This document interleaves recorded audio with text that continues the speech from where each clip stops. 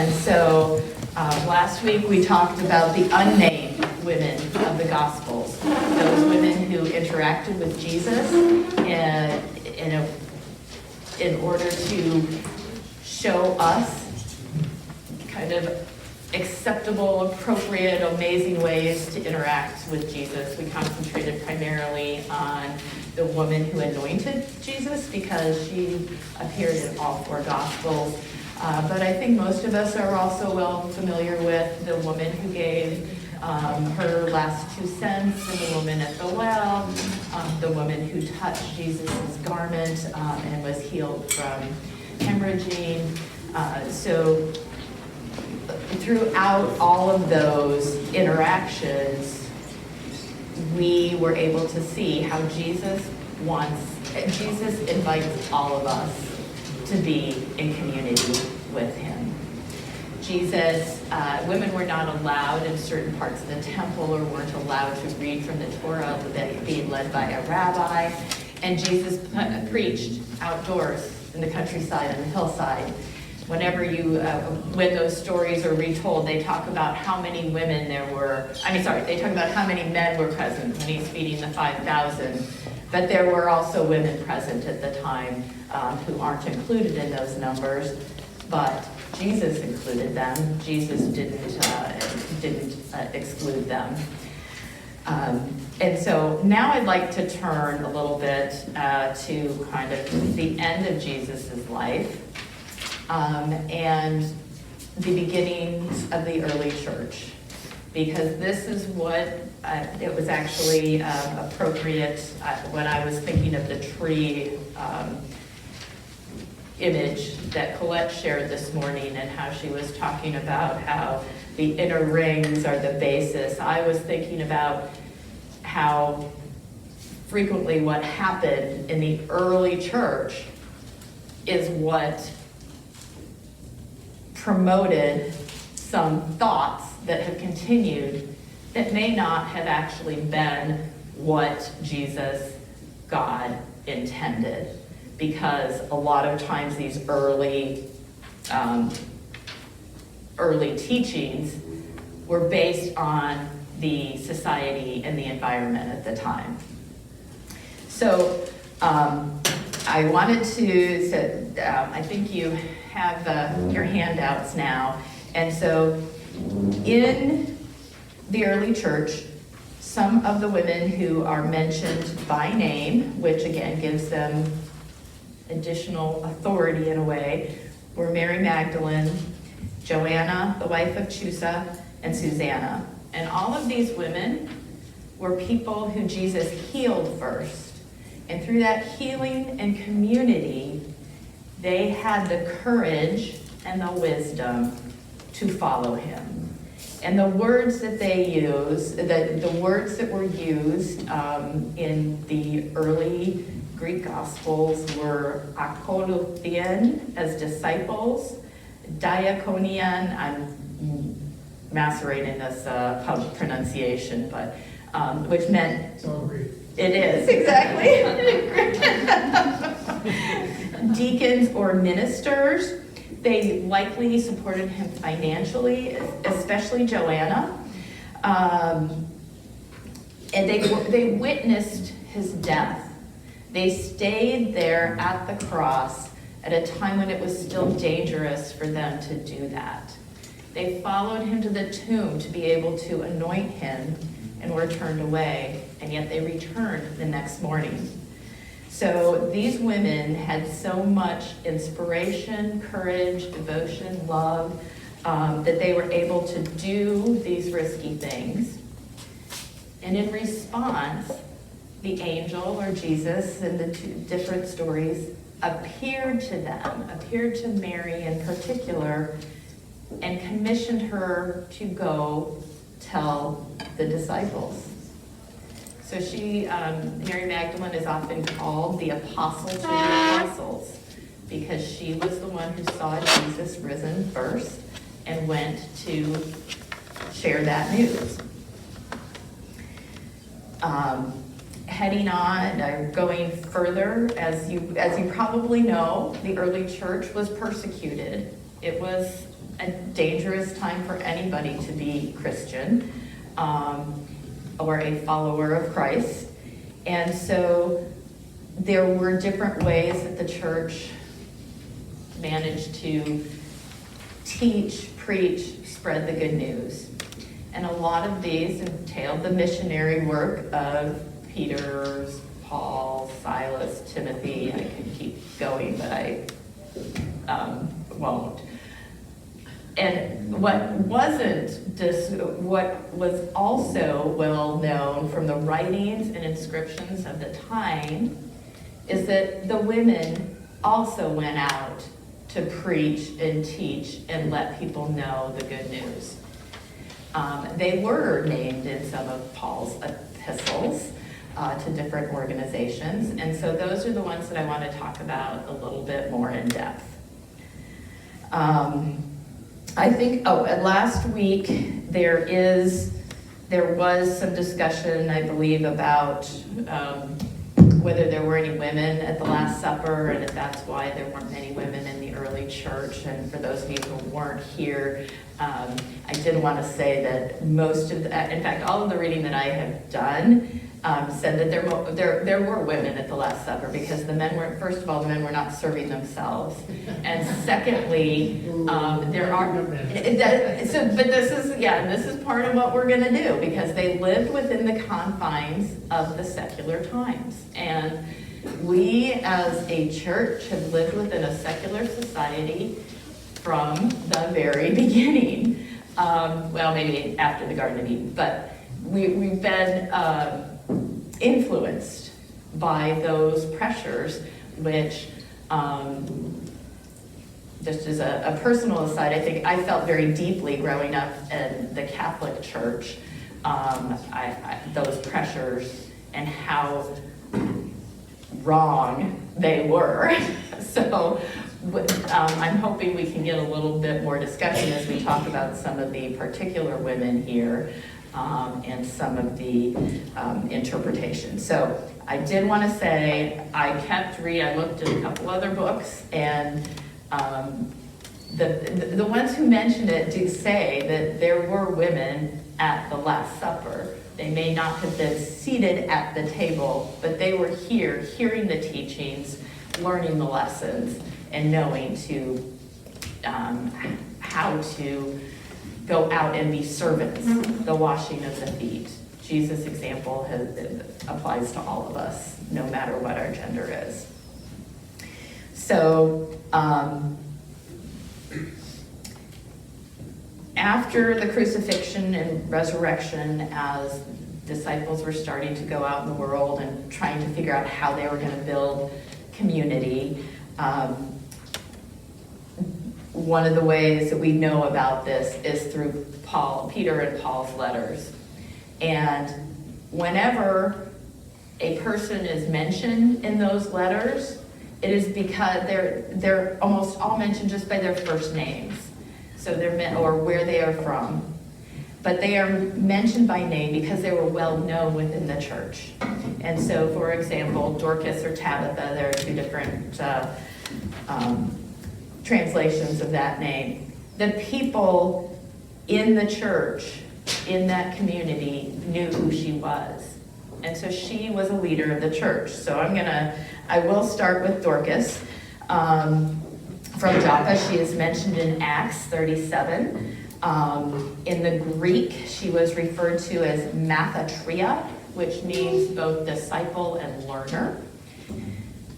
She was a seamstress, and she used her gifts to help the poor. So these are the things that we know, because when she died, the poor widows, in particular, of the village, gathered in her home in order to mourn her.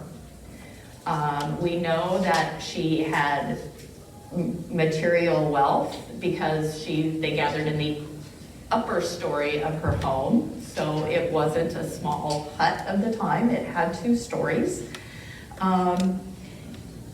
And Peter came to that house, and the women were weeping. And the description of this was like inconsolable weeping. This woman meant a lot to them. And they were friends with her, or they were in relationship with her, and they were showing Peter the garments that this woman made for them. And when I was reading that, I was thinking about how a lot of times when we give gifts to others, they take that and they show others those gifts. And when we do that and we say these gifts are because of talents given to us by God, our Creator, that is a way of spreading the news of creation and generosity. I think that that's one of the things that Dorcas did. Dorcas was raised from the dead by Peter.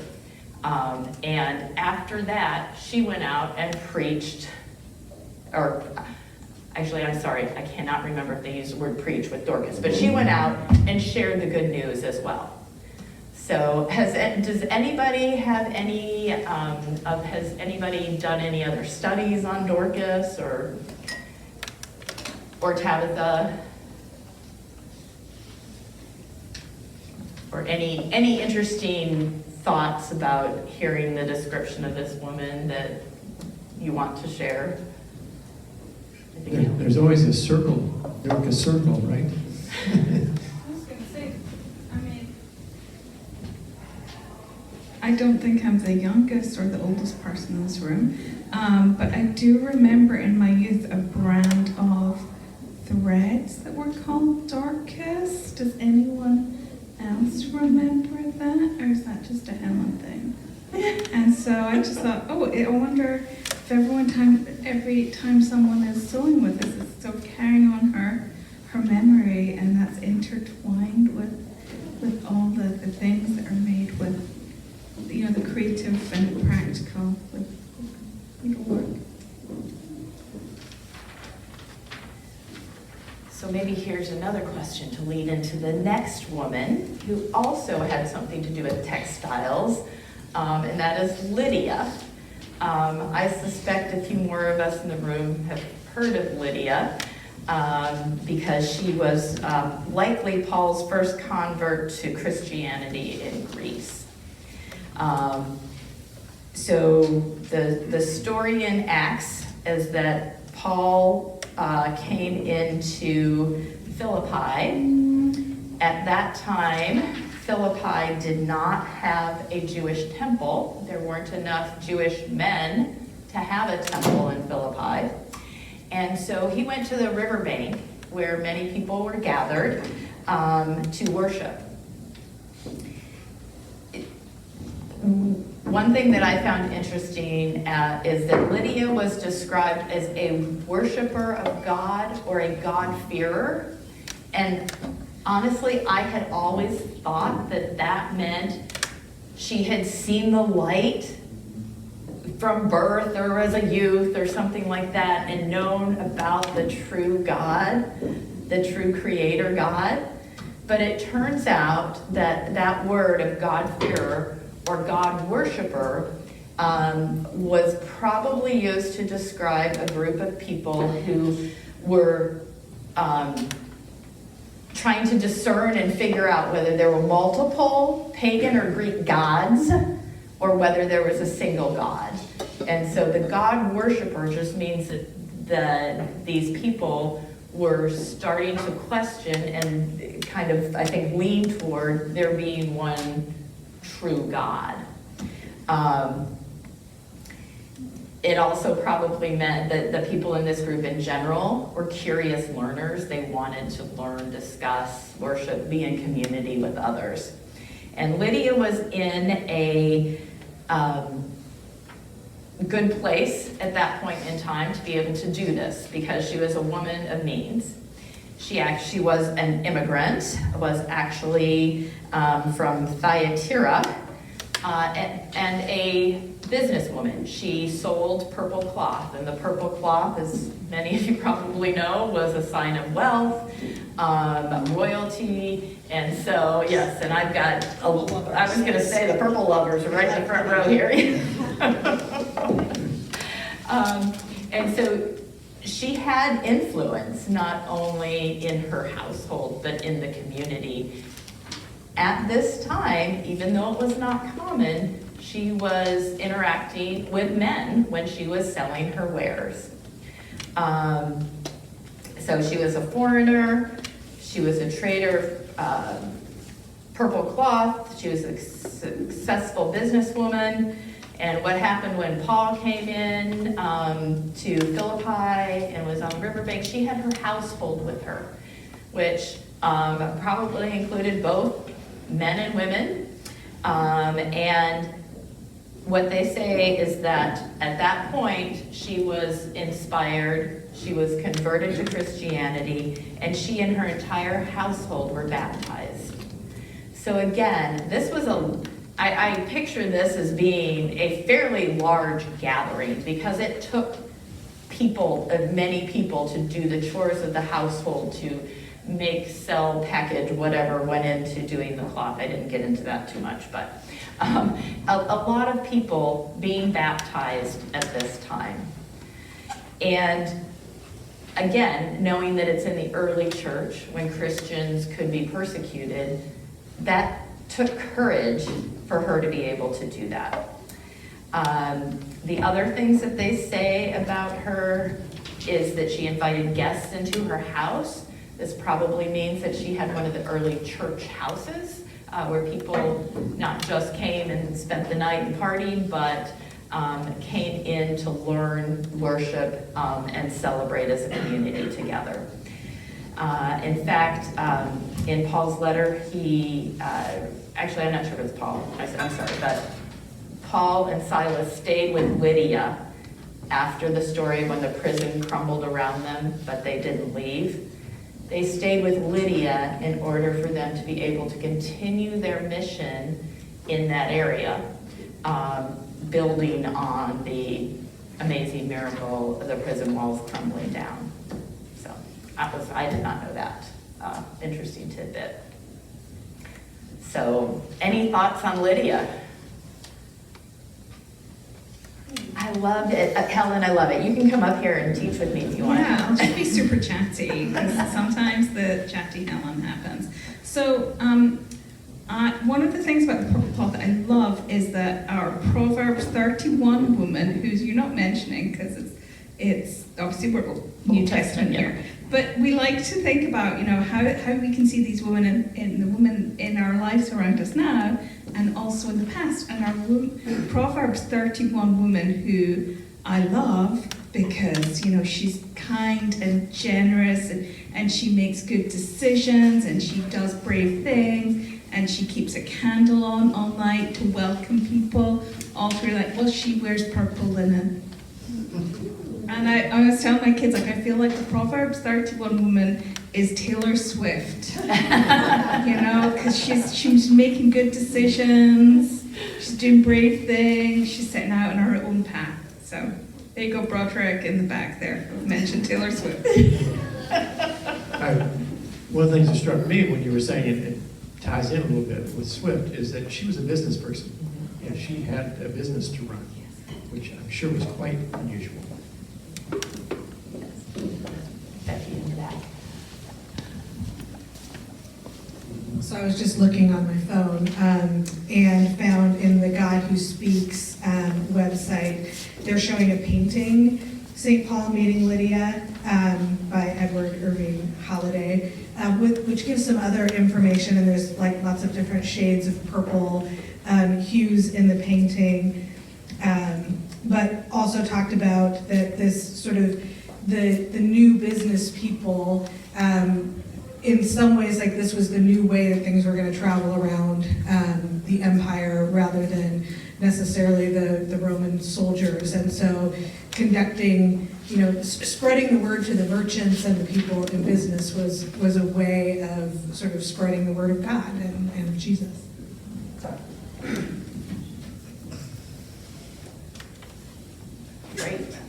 actually is a great transition to the next woman that I'm going to talk about, which is not the next one on your handout, but that of Phoebe. And Phoebe brought Paul's letter to the Romans because, again, traveling was difficult during this time. They were in an era where the Christians were persecuted, and so Paul couldn't just address it, stick a stamp on it, and make sure that it was going to get there.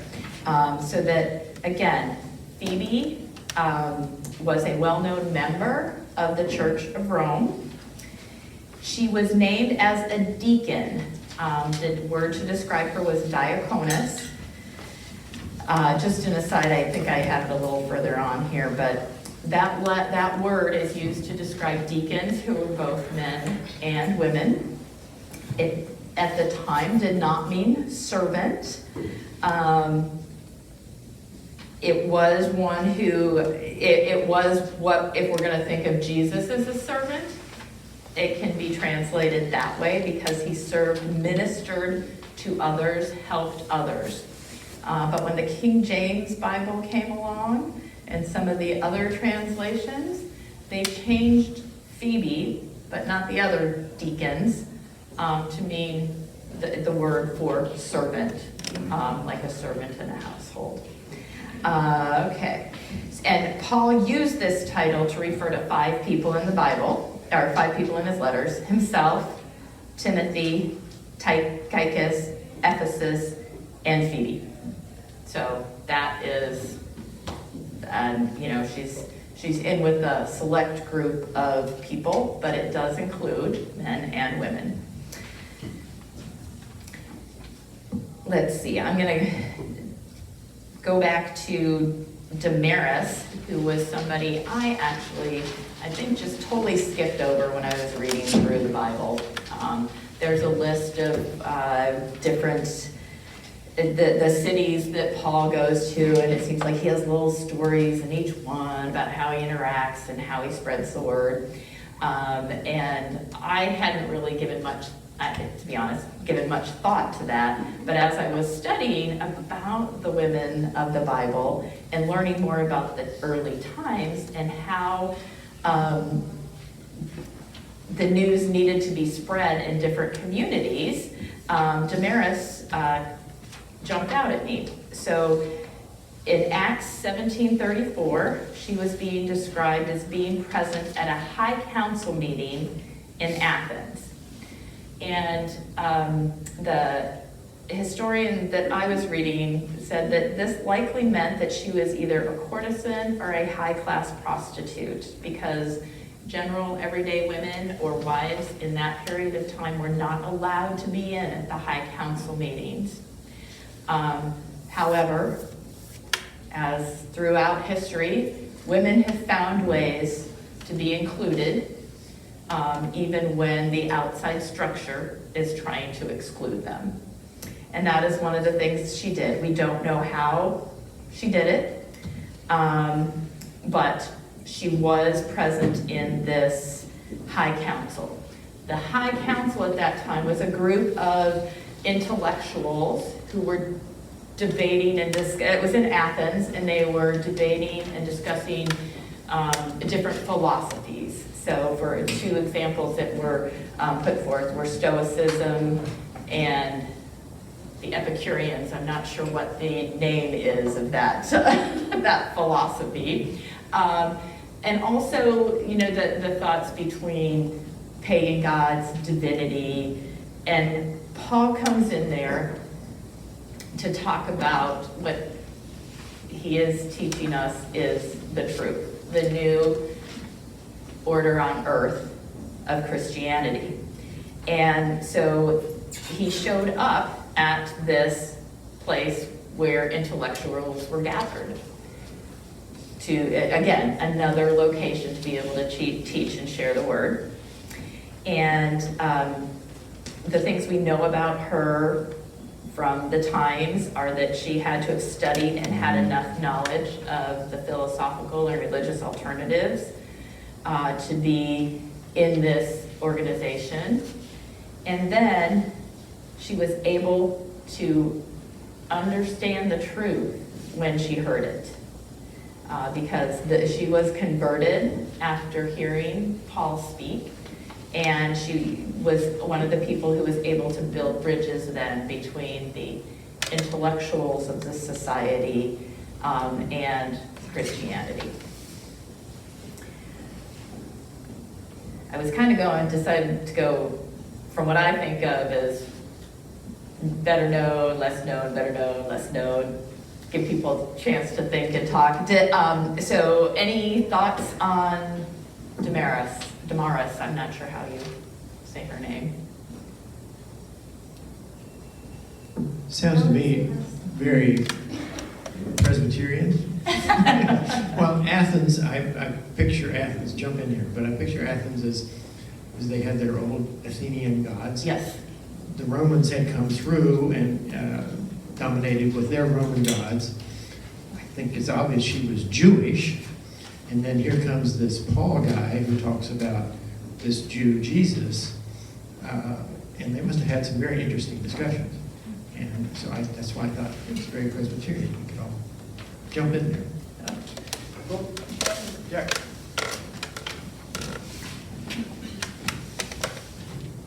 Throughout the Old Testament, there's references to temple prostitutes. Mm-hmm. And she might have been a leader of a temple, and they're prostitutes and had a lot of influence within society of the religious feelings or religious viewpoints. I think you mean temple prostitutes in Athens, not in Jewish No, temples. there was in the Old Testament. In Jewish temples? No. The That's what pagans, it the secular places Right. where they lived, yes. Right, right. That's okay. Prostitutes Yeah, in the so, Old Testament. okay, because somebody said she was Jewish, but then she probably would not have been. Okay, I just wondering. I'm just right, and I am just, I don't know. That's something I'm Well, gonna look up. Isn't If they know. isn't that historically very true to this day, that women have used sex to break down doors? Often. For, I don't know, justified or not. That's worked. Yep. All right, and then there's Priscilla. So Priscilla is mentioned many times in Paul's letters. Priscilla and her husband Aquila were refugees from Italy. She was likely the daughter of a high-ranking Jewish official, and Aquila was probably a former Jewish slave. They had worked with Peter in Rome, but then as both Jewish and Christian people had to leave Rome because of persecution, they left and went to Corinth. There they established a tent-making business, and Paul was also a tent maker. So when Paul came to Corinth and started preaching, the leaders in Corinth opposed him, but Priscilla and Aquila recognized him for who he was. Again, they shared the Jewish foundation, the Jewish faith as a foundation, a common environment. They also had the common cause of tent making. And so he stayed with them for a long time. They are referred to co-workers, which in Greek was synergon, and it was described by Paul, it was used by Paul to describe 11 different people. 3 of them who were women. I don't have all the names, but including Priscilla. And it likely meant that they were co-workers in their business as well as co-workers in spreading the news of the new kingdom that had been brought by Jesus. So they spent time in Corinth. After that, they went with Paul when he went to Ephesus, and then they went back to Rome. And Paul does mention in his letters that they risked their lives for him. Although Priscilla is frequently mentioned along with Aquila in all of these letters, her name comes first 5 out of 6 times. And that meant something back in the day as well, with how they were addressed. So at this point, again, this is another way of showing how the church was using women, accepting women, working alongside women to be able to grow the church, spread the good news. I'm guessing people here know more about Priscilla because I know I've been in a few Bible studies. Is there anything else somebody wants to share?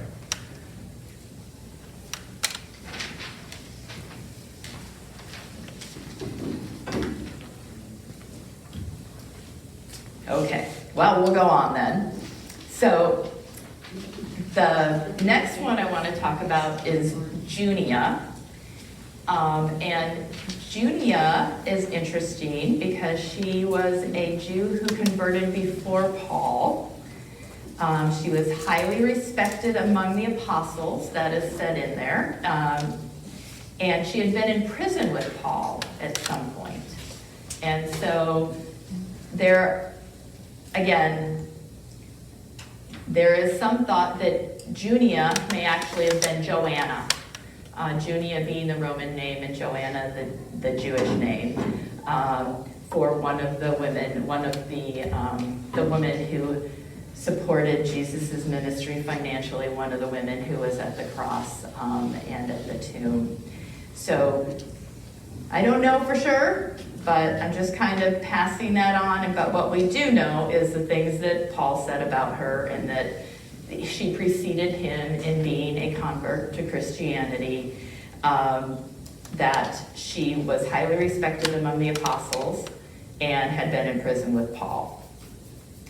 The interesting thing about Junia is that the early church fathers from 350 to 400 AD all wrote of Junia as a woman. But coming along 1240, sometime around 1245 to 1300, a Judaeus of Rome changed the name to Junius, put an S on the end, which made it masculine. And so in many of the later translations, this respected person among the apostles, they didn't think it could be a woman, and so they changed the name to a male name. And this is not the only time that these things happened with translations throughout the Bible. Paul also names other women who he calls hard workers in the Lord or for the Lord. And these women worked for the Lord to build up the community of Jesus Christ, following his example, and or in the Lord, using the strength of the Lord. And the words used to describe them, polo, ekopiasin, and curio, was the same one used by Paul to describe his own work. And so the descriptive words of these women, used in the letter of Paul, really do put them on equal footing with the men and the apostles of the time. And so when we get to our age and we look at a lot of the translations of the Bible, or even medieval time and the Reformation, women aren't accepted in the same positions in leadership as men frequently. So how did that happen? Any ideas or suggestions? Giving you a few hints. It's pretty obvious. Well, it's just that men were interpreting the scriptures and writing what they wanted to write. We needed you.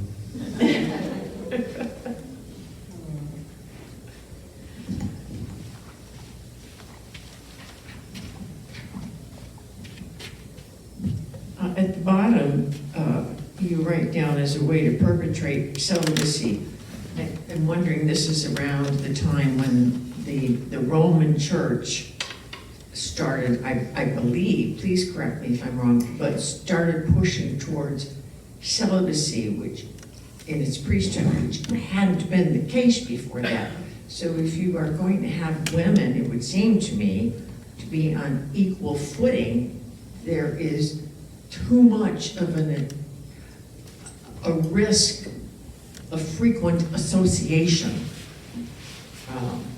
as opposed to just having them be servants like many of the nuns were at that time. Just a thought. No, and there are historians who share that thought. So I just want to preface all of this by saying, I don't know for sure, but I'll give you some of the thoughts that I had with reading these, because I think it's important to know that the commentary written on these Gospels, the translation, or Gospels, letters, the Bible, can change meanings as it's translated.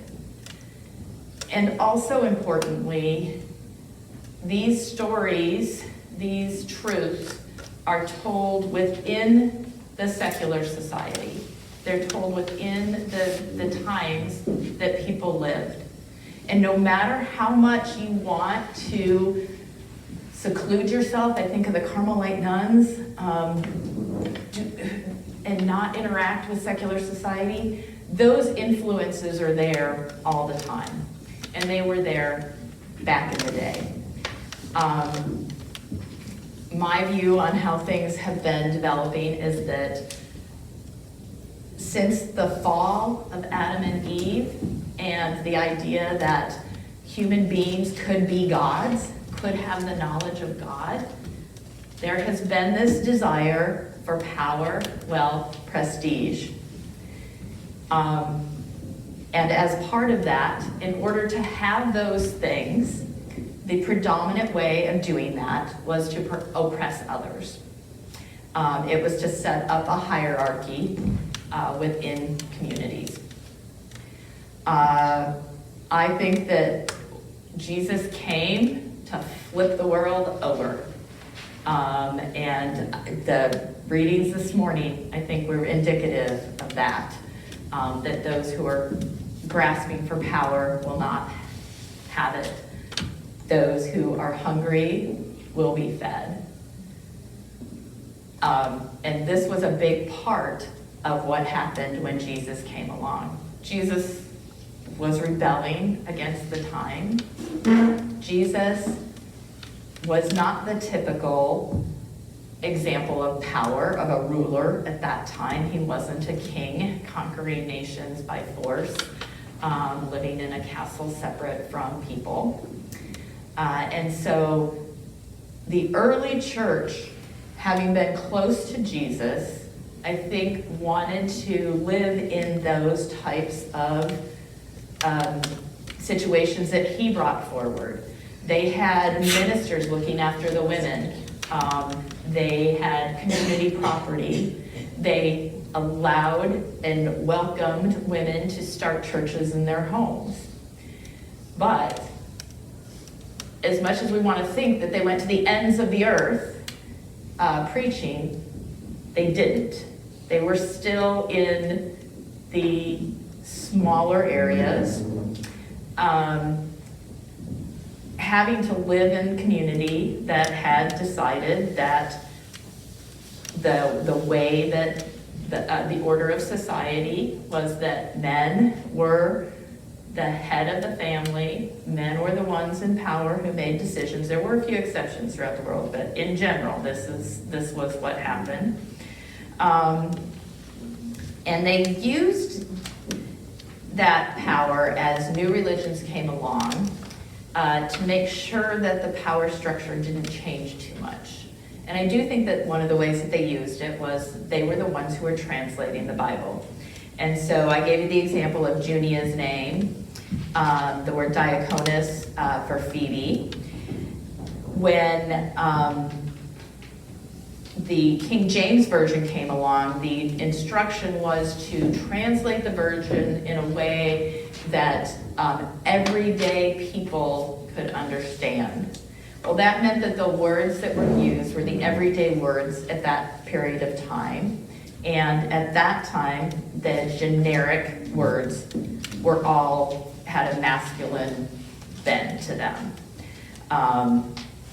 And so one of the examples that I read was 1 Timothy is frequently used to justify that only men can be senior pastors. The original Greek actually uses the words for whoever or anyone. But when that chapter was translated, those words were used, those were replaced by pronouns. 8 or 10, depending on what version you were looking at, were replaced by male pronouns instead of the original Greek, non-gendered Greek. And so again, when we're reading the Bible, when we're thinking about it, we need to think about what the translations were during that time. So I have a couple other examples. As I just want to share one quote about from the Making of Biblical Womanhood. I put some references on the back because I think that Beth Allison, I'm forgetting her last name, Barr, provides some really good examples of how throughout history, sometimes the Bible is taken as being prescriptive, meaning the Bible will be telling what happens in this time, how things are in society.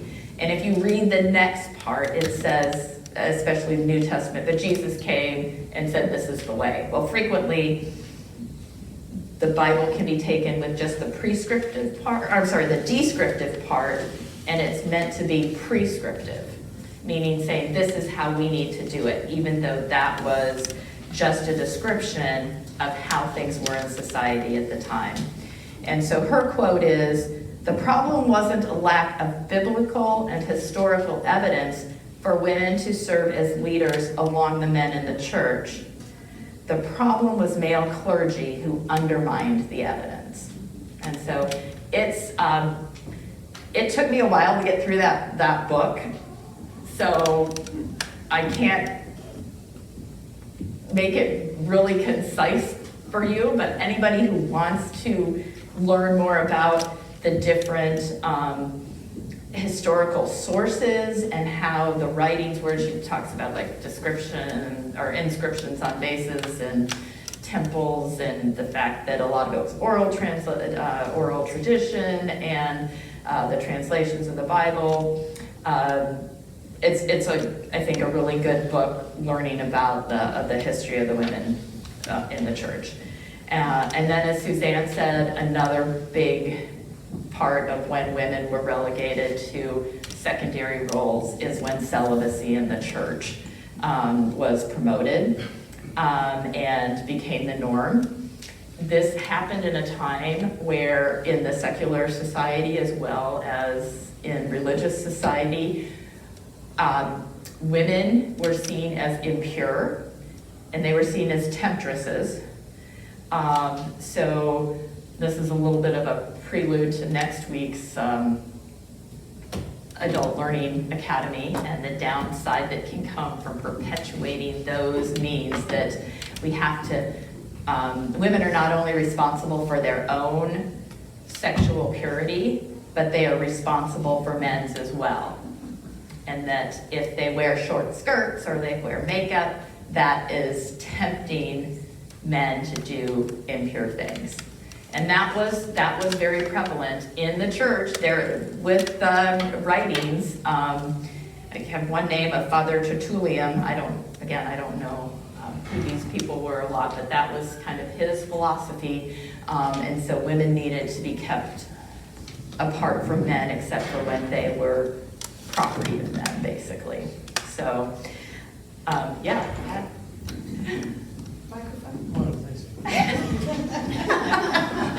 We'll stick together. Oh.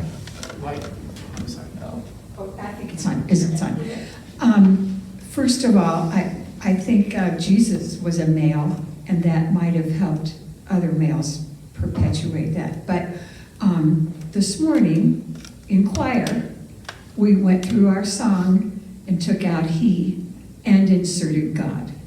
I think a lot of texts from wherever and wherever, God was a he, okay? And a lot of those were probably written by men, but I think it became the custom to use he in those words. And we will have a grandson in a family, instead of saying father, they say creator. Mhm. Well, yeah. So, it's Helen again, I'm so sorry, folks. So I'm on I have a one woman, and I know I'm not the only woman, I'm using the word woman here. But I absolutely despise the word guys and hey guys as being gendered. But I'm also using the word woman, and the word, I always think it's so important to remember how modern the word woman is. That when the AV, and I still call it AV because I'm British, and I was born in Stirling, which is where King James was christened, or baptized, sorry to use the flip. But woman is such a modern word, and that woman didn't exist when the AV was written as a word. It was still men, male and female. But on my mission to eradicate the use of hey guys still meant young man with delinquent tendencies. So it's interesting how language changes, because I think we really accept, well, woman is the word, but woman is a word that's missing, because woman as a word didn't really exist then. And then so things like midwife doesn't mean that you're married. Right. And animal husbandry, the husband of the animals, doesn't mean that he's married to the animals. It means that he cares, or they care for them. Yes. Yeah, sorry. No, that's a good, and that was another example brought up around Reformation, the whole idea that, Reformation in a lot of ways was liberating, especially for the men who could now, have, be able to contribute to study, understanding, reform of the church. But actually, at that time, again, I didn't know this, but Martin Luther really extolled the virtues of Martha over Mary and wanted to put women in the house. And so that was what was, yeah. So, Mary. So, Cecilia, I wondered during your research whether you came across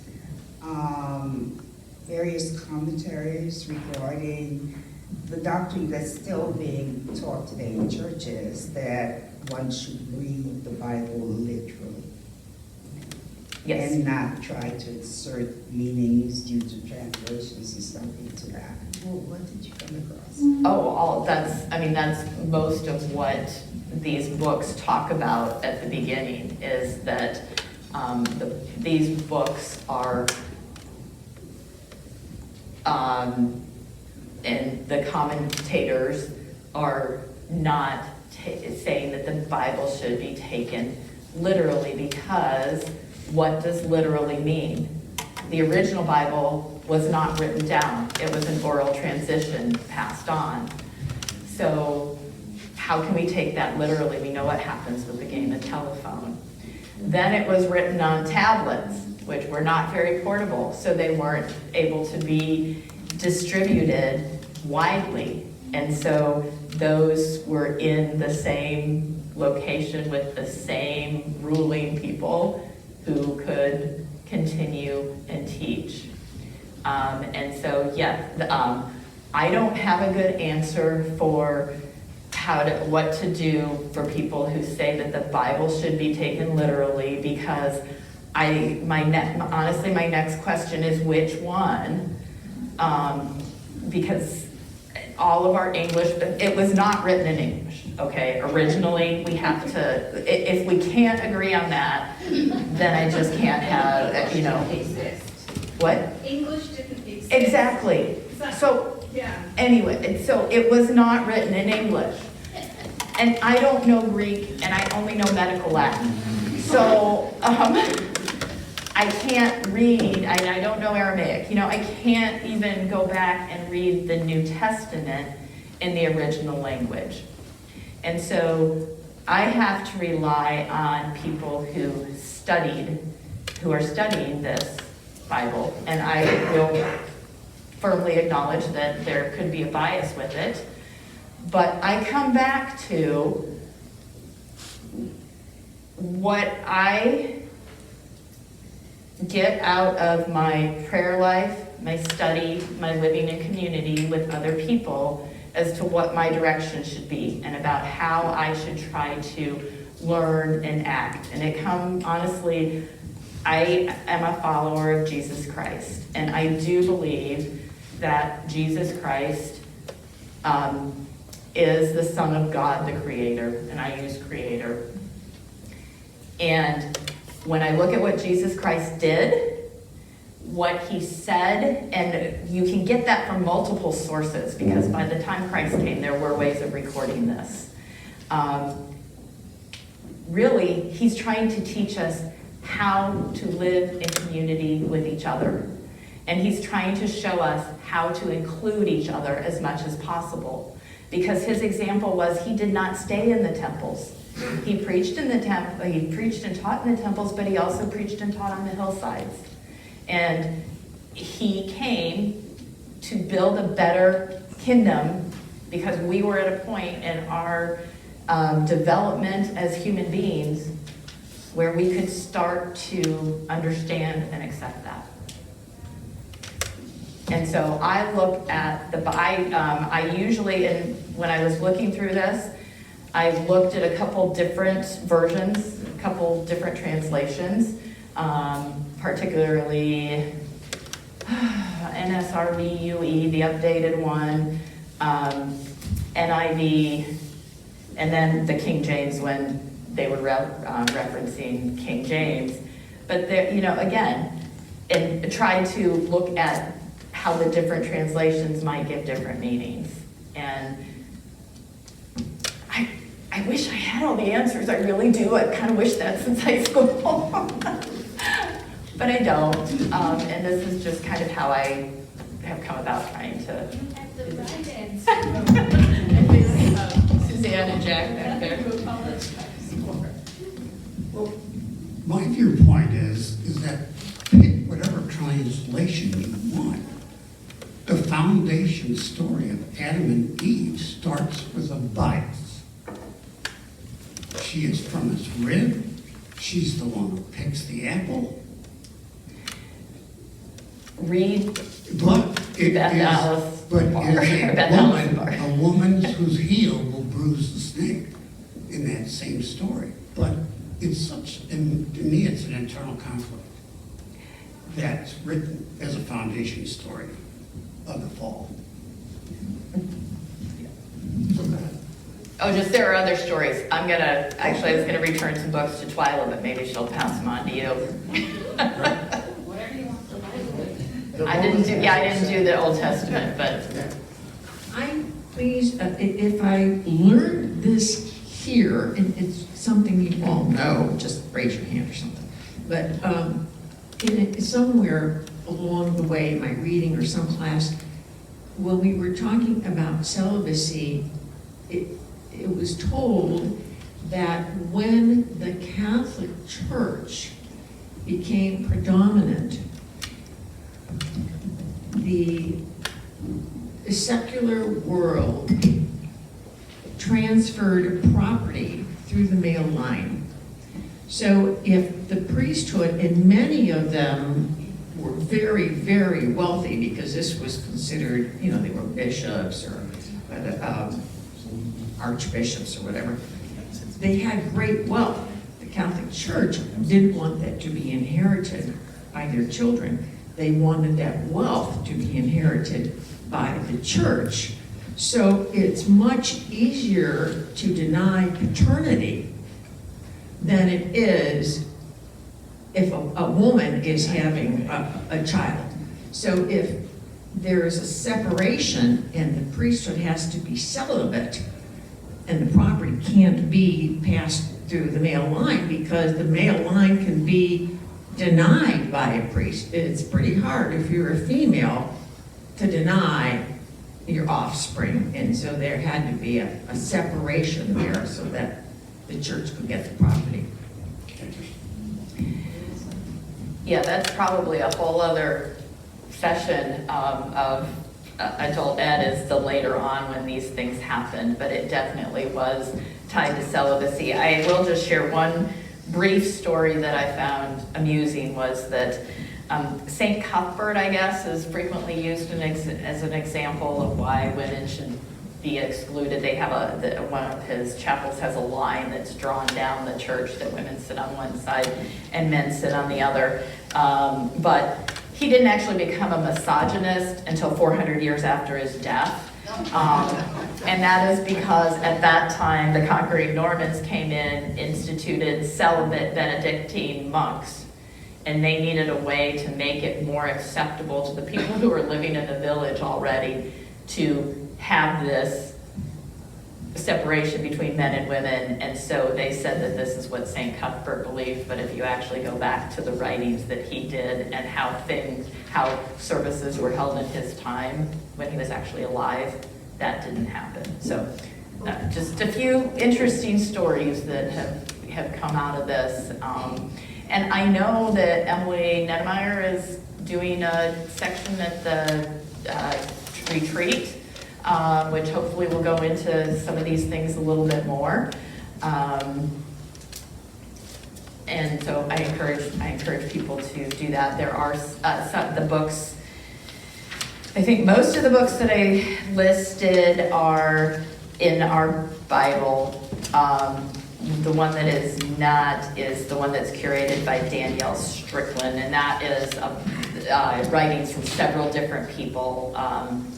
That is a little more, they do bring in the history, but they talk about how to apply that to the modern church and how leadership of women in the church is actually a growth and empowers the church as a whole.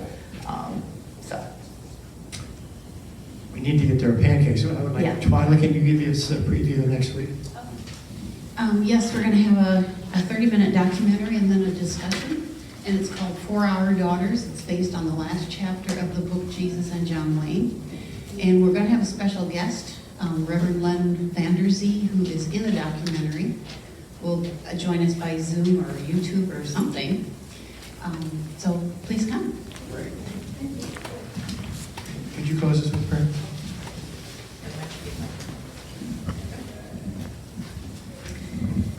God, our Creator, we know we are blessed. We are blessed by you. We are blessed by the community that we live in. We thank you for giving us a safe place to have this conversation. We thank you for the love, the mercy, the humility that you have shown us. As we go out into the world, let us continue to be in community with each other and to grow in our relationship with you. In the name of Jesus, amen. Thank you.